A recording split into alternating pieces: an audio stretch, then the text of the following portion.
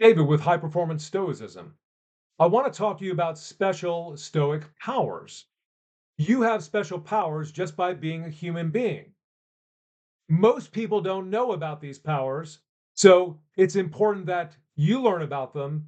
And an important part about what I'm going to tell you about these special Stoic powers is this has been well substantiated by empirical sciences.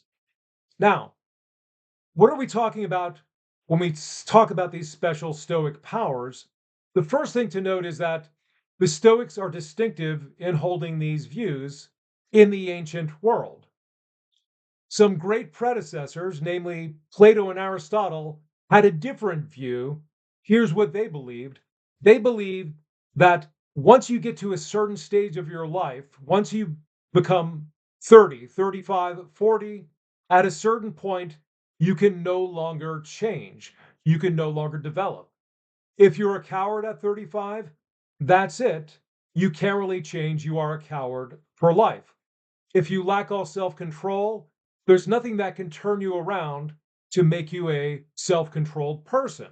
So in other words, the people that came before Plato, two of the greatest, said, if you don't become a courageous person by a certain age, then you're stuck, all is lost. The Stoics disagreed, and let's see what their basis of saying this is. Now, what I'm going to tell you about these special powers can be found at many points in the Stoic literature, but let's talk about Marcus Aurelius, book 6. Right at the beginning, he says, the physical substance of the universe is compliant and plastic. What he means by this is modern materialist theories of the universe are wrong. Matter isn't some hard substance at the basis of it. It's actually something that can be changed over time. And Zeus, who the Stoics say runs the whole universe, Zeus likes to move through the whole of physical reality with ease. So there's a lot of plasticity there. And I'll say what this has to do with us in a moment. But it's important to recognize that, yes, we live in a material world, but we're in a material world in which we can change who we are at any point in life if we commit and make that decision. So the second quote is in book 6, point 8. And this is what Marcus says. He says, not only is our mind or our command center something that makes it what it wants to be, but it makes everything that appears it the way it wants them to appear. So those are two powers here. Now, the first power is very important, and it tells you why you are the way you are today.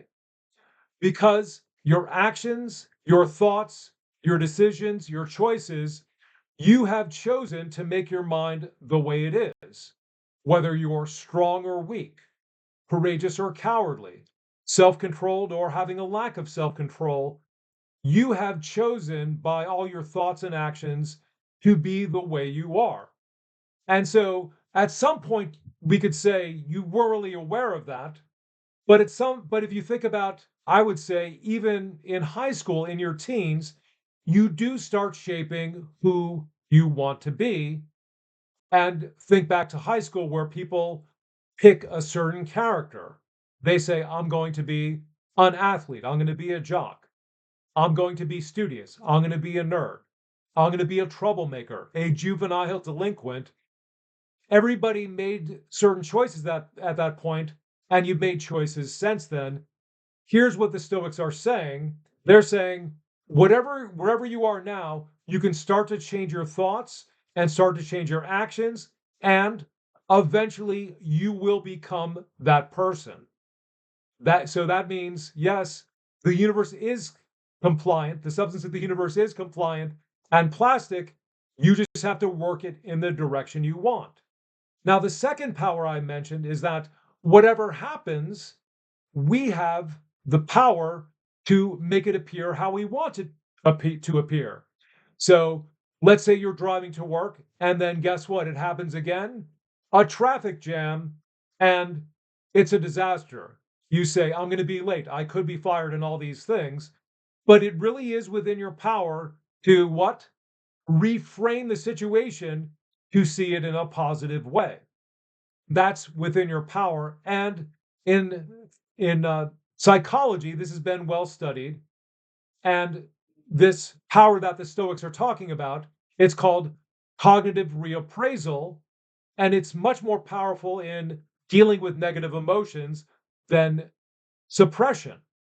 In other words, if something we ordinarily don't like happens, reframe it into something better. This is a test for me to see how self controlled I am. This is a test to see if I'm courageous. And then that will help reduce the panic or the fear that goes into a negative experience. It's negative because you let it be negative. Now, on the first point that we mentioned, you can make your mind, your command center, whatever you want it to be. This is supported by neuroscience, and it's called neuroplasticity. Amazingly, the most advanced neuroscience 30 years ago disagreed with this view, but now it's agreed. Neuroplasticity means at whatever age you start, if you change your thoughts, your habits, your actions, then you're going to change the neural pathways in your mind. And then one day you're going to say, I'm actually quite different than I was 2 years ago. So that's two special powers that the Stoics say we have. It's important for you to recognize these, take advantage of them, and start thinking and acting in a more rational way. That's it for today. Like, subscribe, and uh, comment, and we'll see you in the next video.